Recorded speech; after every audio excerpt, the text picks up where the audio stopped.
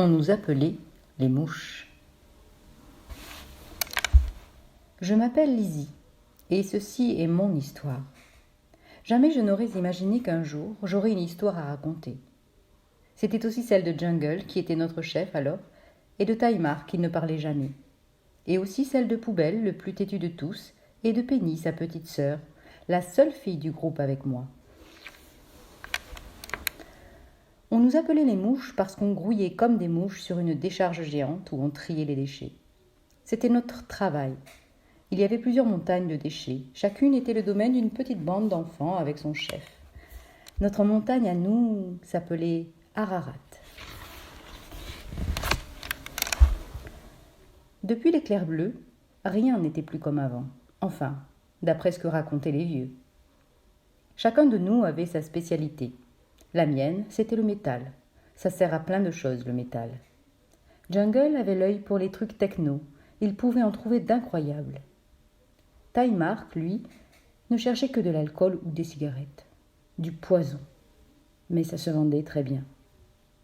Poubelle et Penny triaient plutôt les jouets. Il y avait aussi un marché pour ça. En fait, après l'éclair bleu, tout avait un marché.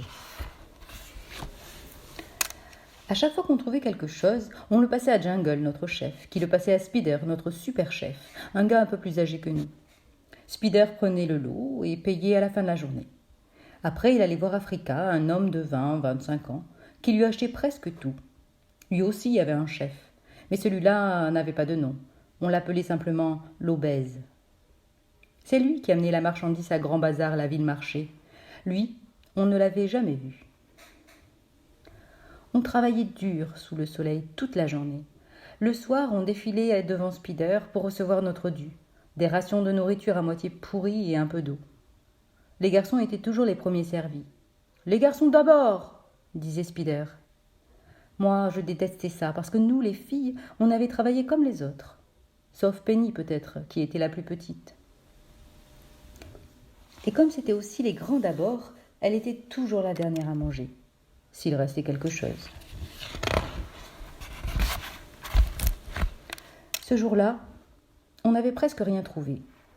Et puis, vers le soir, Poubelle a repéré la chose. C'était un truc étrange. Personne n'avait jamais rien vu de pareil. On a essayé de comprendre comment ça marchait. Rien à faire. Peut-être que c'était cassé.